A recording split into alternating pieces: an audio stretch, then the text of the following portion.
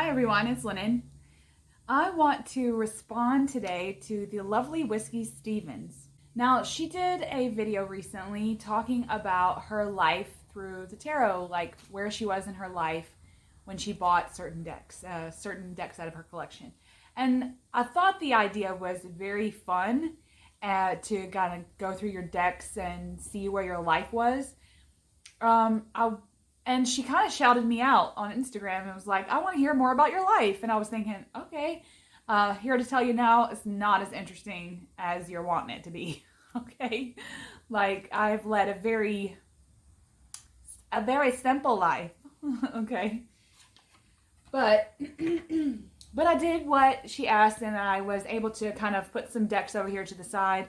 And like, I guess decks that would be relevant to my life story, when I purchased them. So I want to stress at the beginning of this video that I am a solo practitioner in all aspects of my life. I read tarot for self. I have always read tarot for self. I am a solitary witch, and I have never done any kind of spirituality work with another person. So, there's nothing there, don't read for clients or anything like that. So there's nothing interesting to tell there. So anyway, I wanted to touch on the very, very, very first deck that I got, which wasn't a tarot deck. I have told my first deck story already on the channel. I think that video is called First, Last, Always. Which was a pretty fun video to kind of dive into. So I've kind of told that story about how I obtained my first tarot deck. So I'm not going to go into that right now. But when I was in 7th grade, I remember I was in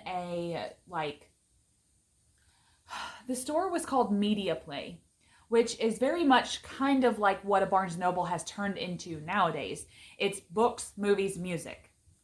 Right? That's kind of how the store was laid out. And we would venture over there, every so often. Not very often, because I grew up in a low-income family. So, wasn't until middle school that we kind of got a little bit more comfortable with money. My parents, I mean. So anyway, we happened to be in this store and one day, and I always gravitated towards the books. But inevitably, I would always get drawn to the New Age section. Now, back in the 90s, the New Age section in the bookstores, the bookstore type stores, weren't very big. Like, there might have been dream books and, interpret your birthday, astrology type books, but nothing really on witchcraft or tarot. I don't think I've ever seen a tarot book when I was there. So it was more along the lines of astronomy, astrology, dreams, maybe a Scott Cunningham book.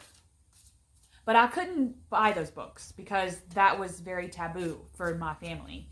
And for the life of me, to this day, while I'm playing and shuffling with this deck, I do not know why my mother bought this for me.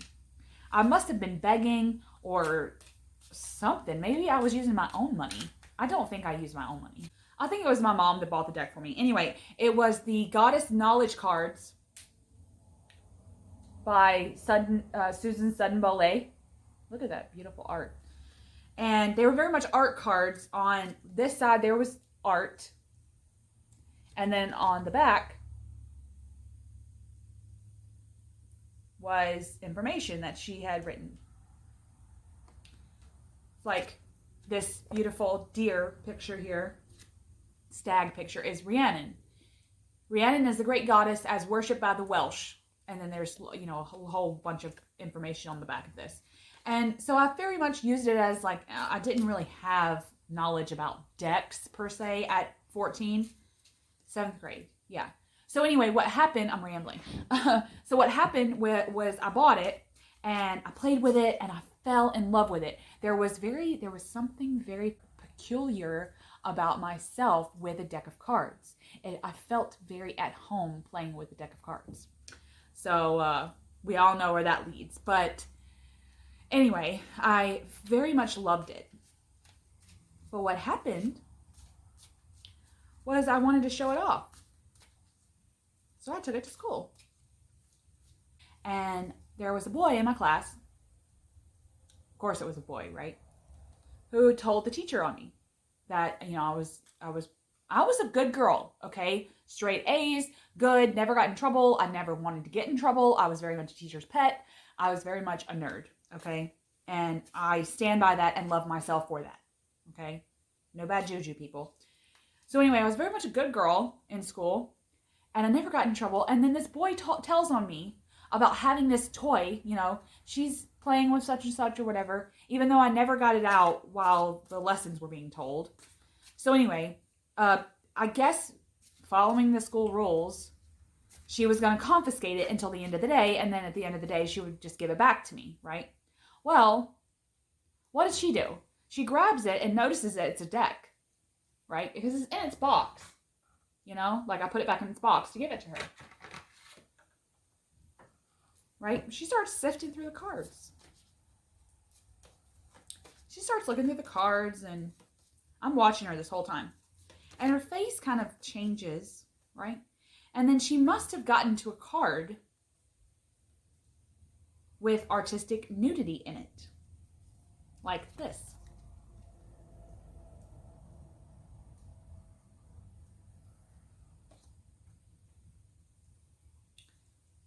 And immediately she pulls out that little pink piece of paper, right? And on the spot, writes me up for having pornography in school. Pornography was on the pink note, people, and sends me up to the office. Well, they don't even look at the cards, right? She sends the cards with me with the note. I set him down on the principal's desk. He doesn't even look through the cards. He just reads the note and immediately calls my parents. So here comes my mom. He said, "I'm sorry, I have to suspend your daughter." Basically what that means, folks, is you get a certain amount of days per offense. I got 4 days of in-school suspension, which basically means you don't go to class. You go to this room, which is very much solitary confinement. You go to this room with no windows. You sit in a cubicle for 8 whole hours doing your schoolwork by yourself, talking to no one, no talking whatsoever, okay? You eat lunch there. You don't go outside. It's very much solitary confinement for children. Now, I'm not going to go on the fucked upness of that in this video, but I was locked up for 4 days in school, okay? For having these art cards with boobs on them, all right? Now, I understand that sometimes you got to be strict in middle school because the hormones are fucking raging, all right? And this wimp of a boy didn't like that I was probably not paying attention to him or some bullshit like that, and told on me, right? Because I was being distracted. But he didn't know that there were boobs in it. And it wasn't like I was flaunting that, because I was a good girl, right? I wasn't going to flaunt that shit. I liked the art for the art.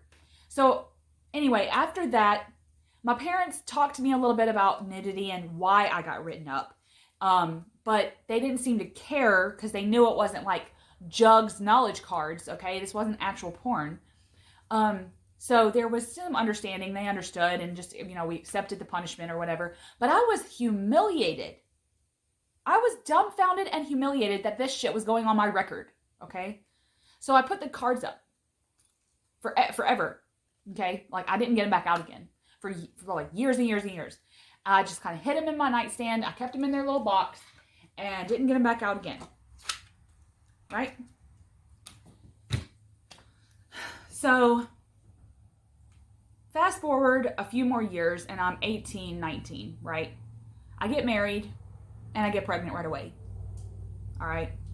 Right before I was pregnant with my first and we had gotten married, we were living with my parents, okay?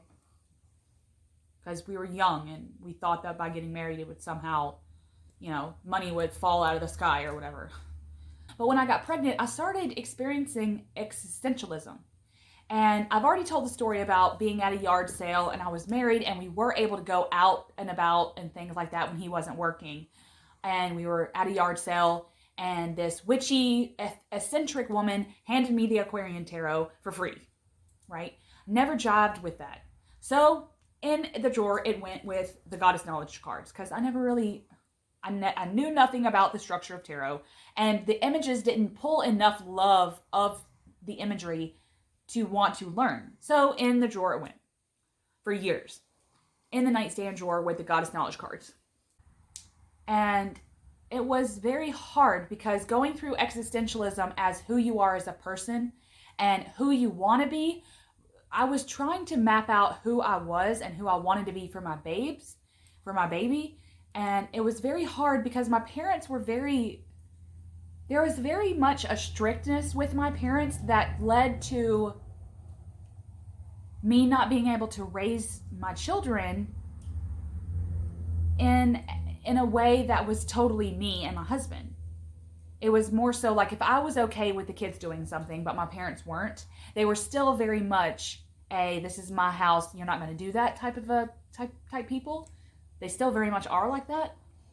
And so there was some authority issues with that for the first couple of years of my children's lives while we had to live there.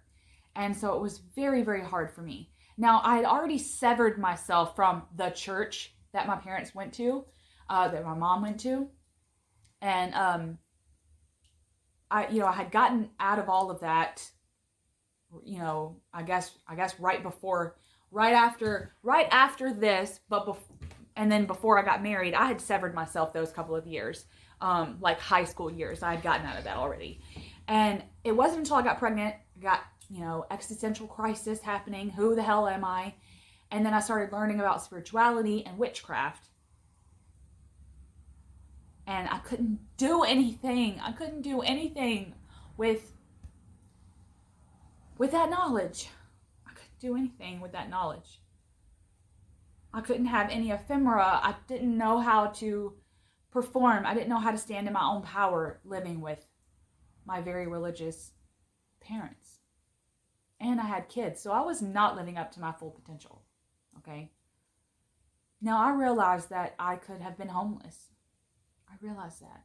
And I'm grateful to have had a roof, and I know that there's so many mamas out there that they are homeless, and they have families that kick them out for being pregnant, and men, their parents kick them out, and the men are not in their lives and have nowhere else to go. So I'm very grateful for having a house to have, like a roof, but it was still very hard, okay? And it was not ideal to raise babies in their developmental time with multiple authority figures, which sucked. And it wasn't until we moved into our first little rental it was a rental that we were in. I officially moved out of my parents' house, which blossomed me out. I felt more free to explore a little bit more and gain a little bit more ephemera. And I was yet again at the bookstore because I've always loved books, okay? And of course, I gravitated towards the New Age section, which over the course of those 10 years, no, it wasn't even that long, 7, 8 years between the goddess cards and then 8 years went by, the New Age section had blossomed even more. There were more tarot decks, more oracle decks, more books on tarot and things like that, more books on witchcraft. It blossomed out more than when I was in that store when I got the Goddess Knowledge cards. So I saw the Rider deck, and then I was on my old laptop, and I started really researching. It was in the move. It was in when I moved into there, I realized that I had these decks, and I thought, I need to get back into this because I was getting more into witchcraft. And I thought, I need to, this just seems so witchy. I really do need to get into this. And realized after a couple of articles and doing the blog and forum thing that the Rider deck was pretty damn popular. So I bought one for like $8 at the Barnes & Noble and learned with that. And that was the only deck I had for years. Still doing the article thing, wasn't on TarotTube yet, wasn't even on WitchyTube, wasn't on YouTube at all hardly, except for like music and things. Didn't even have like a sign, like I didn't sign in. It was just like your bare shit on your phone. So anyway, I got the Rider deck, learned with that, grew with that, journaled with that for years, for a few years. And then while still doing the article/forum thing, I saw a picture of this deck. I've told this story too before.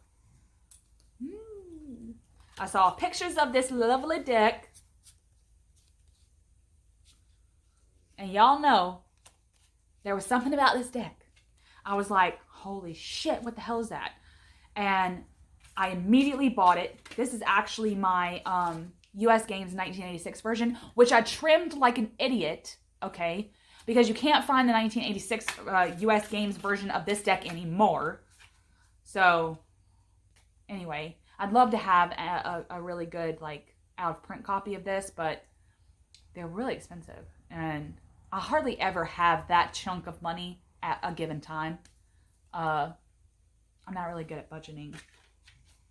So, anyway, having already learned and kind of grew with the Rider deck and journaling with it and whatnot, I started learning this.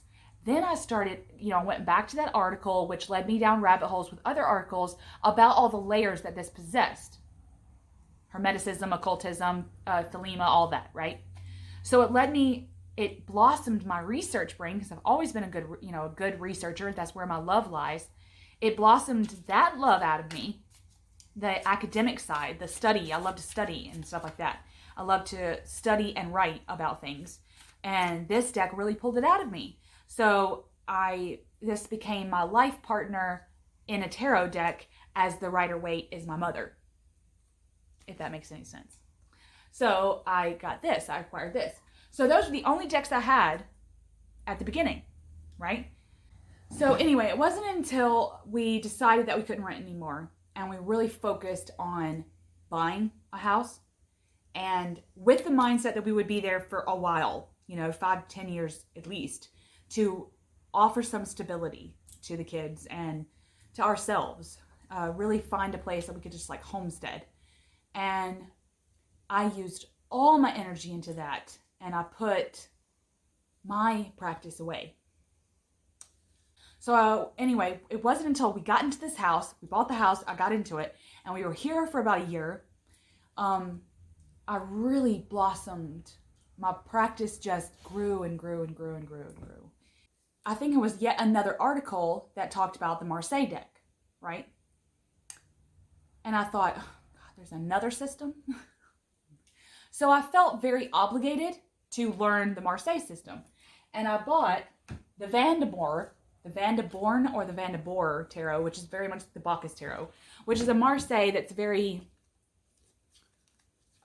this paint job on this is like, all over the place, okay? Literally all over the place. And you can barely figure out how many wands and swords there are. But it was so beautiful. I liked it being kind of messy. So I bought this and learned Marseille with it. I journaled with that exclusively to really learn and to get acquainted with the Marseille, which was fun, but it ultimately, I learned it because it's a tarot system, one of the main ones. And it was around this time that I actually got onto TarotTube. I was watching Elle from Sacred Seed and Kelly at The Truth and Story. I don't know who else was into Marseille back then. I think maybe Magdalena Wolf of Coins. Maybe Vincent Petici. And then I grew and grew and grew. I gained a couple of tarot tubers that I watched exclusively. And then, of course, that led me to more channels and more recommendations and things like that. That was right after I got the Van de Born that I blossomed into the tube world and watching like witchy and tarot tube. So I had learned all three systems, and I realized that the Marseille was great. And while I loved that I learned it, Thoth was my baby. All right, Thoth was my love. So I went back to Thoth and I used that kind of exclusively. But being on the tube led me to see other decks, of course, right? And now I'm not a collector. I don't really have, I don't have a lot of decks. But what I had learned was, after the Thoth, is that maybe I want some more decks that would go on my spirituality. Now, while my spirituality and witchcraft grew, I learned that I was very much still in healing, still dealing with shadows, surrounding the dogma that was my parents' branch of Christianity, which was a form of Baptist. There was a lot of hatred that I was enduring for myself as a woman. I was not in love with my moon time. I was not in love with my figure. I have very much been a plus size woman my whole life. Okay, a plus size girl my whole life. And I struggled with that a lot. And not for anyone else, like that they were mean. Not that I endured a lot of bullying for being fat, but I mean, there was some. But I was not, I was not susceptible to that. I didn't give a shit about anybody else. But I hated myself. And because I married young, there was a part of me that felt inferior to my husband. And that there was a obedience that I had to have with being married because of what Christianity did to me. Finally, my husband had to be like, look, you could literally sit around the house all day scratching your ass and I'd still love you. Get out of this. You don't have to be humble to me. If you don't like something, tell me, let's be real. And it took us a few years to get to a communication place where I could believe him. And I could believe myself when I didn't like something. And I got out of just being humble, like eating humble pie every day to make him happy. Because that's how I grew up. I was very much raised to be a 50s housewife. Now, while I am a housewife and a stay-at-home mom, so I did kind of go into that tunnel, so to speak. There's still a level there that wasn't going to be the obedient wife, because that's what the Bible says, which is how my mother raised me. This, be the obedient wife, do whatever the fuck he says, shit like that, right? So there was still very much healing for me in those terms with being a woman and being a wife. Okay? And so I needed a deck because I very much used the tarot like in my practice in terms of my spirituality and witchcraft. So I told myself I wanted a deck that would help me generate some self-love, okay? Some self-love and some self-worth and really go into the shadow work aspect side of being a woman, okay? And it was a channel ago, okay? She's probably not even on YouTube anymore, that showed this, the mother piece.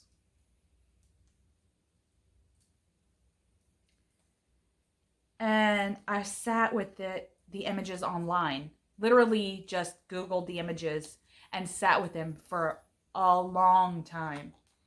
And I kind of journaled about it, journaled about some of the cards and what the images were telling me. But there were so many women in this deck that had different body types than just skinny white bitches, okay? No offense if you're a skinny white bitch. But I needed something else, okay? I'm trying to generate some self-love. I don't need to see the skinny whiteness in my face, okay?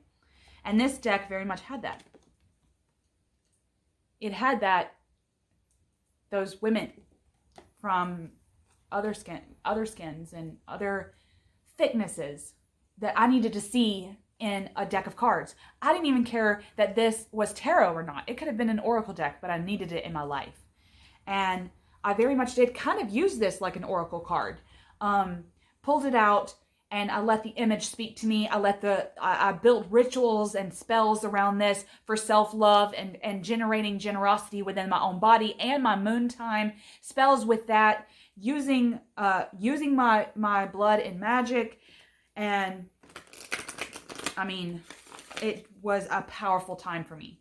I generated so much love for self with this deck. And I've actually made a video about this deck on my channel after the controversy came out.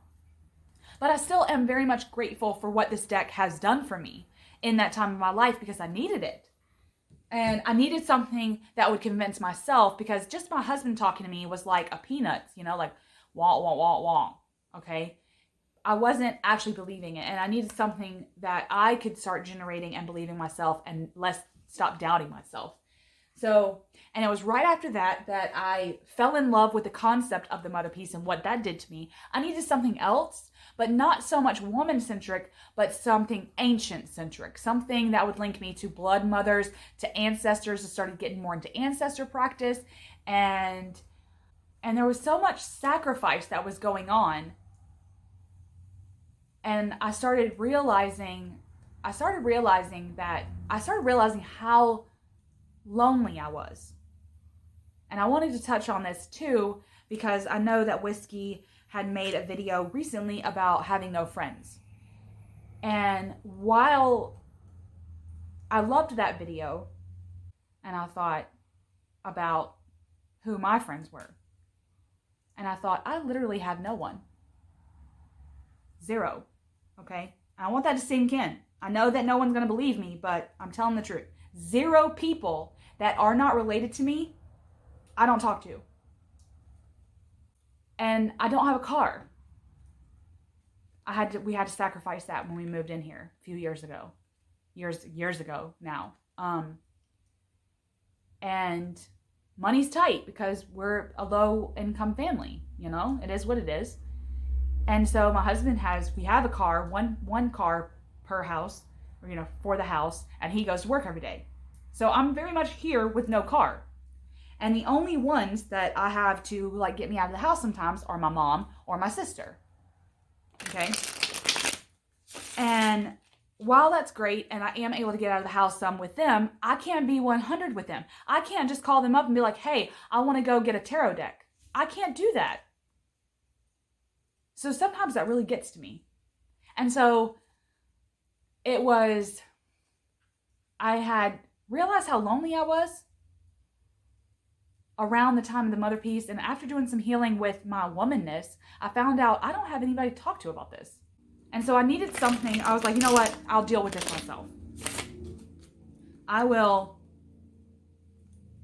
get another deck that's a little bit more broad, right? That's not so much woman-centric, but it's kind of ancient-centric. And I wanted something to journey with. I think I'd watched something from Elle at Sacred Seed about astral travel. And I was like, well, that might help me with my loneliness.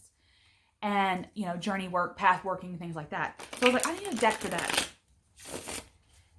I looked up specifically ancient art, stuff like that, like keywords in Google, and this came up, the Shining Tribe.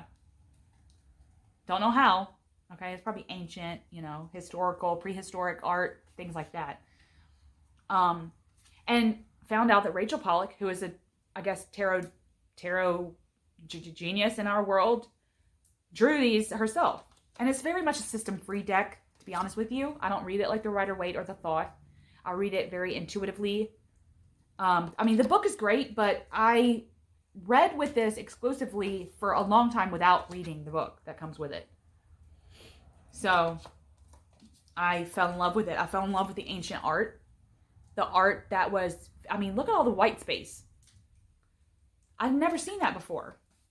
So I loved it. Like, look at this. That's some woman art there too. But that's a beautiful sun card. Look at the circles there. Focus.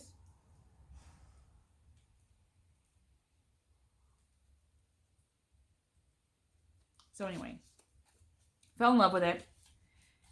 And I resonated so much with the ancientness, the prehistoric art that wasn't linked to something specific, okay, like we find out in the mother piece. It was just generated from visions that Rachel had, but it sent me on journeys. I was able to journey and path work with some of these beings, some of these figures in this deck, like this one, the Knower of Stones.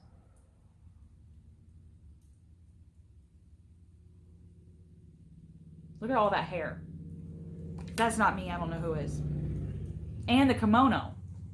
I'm gonna have to make a video about my like sacred kimonos. But anyway, this was very much me. And so I went on lots of journeys in the active imagination and on the astral realm, and that blossomed me out into that level on all those aspects. So I'm really grateful for the deck for blossoming me out mentally in a way that would help with severe loneliness, which helped with my anxiety disorder. So anyway, I was on this kick with, new kick with using the tarot to scry and stuff like that, and using it to build spells and rituals. And I was just blossoming out, right? And once I built my practice, I guess you could say, built it up, I very much felt like I've been doing this with my spirituality, witchcraft, and tarot practice. I've been kind of like doing this. I've been shoving this down to pull this up and whatever, what have you. And so once my spirituality practice, I had gotten an actual good practice going, I realized that I follow the triple goddess, right? I've said this before in many videos. I follow the triple goddess archetype aspect in my practice, whatever you want to call it, throughout the year. And I realized that even while these decks may be really good, women-centric decks, whatever, they're linking me to the love that I have for self, there wasn't anything, and as ancient as the art seems to be, there's nothing very hag-like, linking me to the dark crone, to the dark goddess, to the dark old wise woman that doesn't give a shit. I needed that.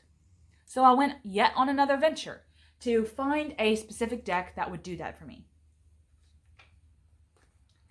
And I found this. There wasn't a lot, okay, of decks out there that have crone energy. But I found Tarot of the Crone by Ellen Lorenzi Prince.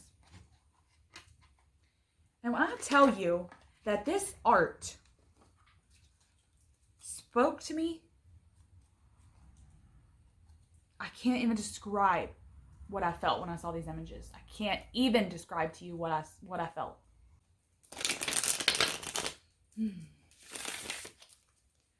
I got on.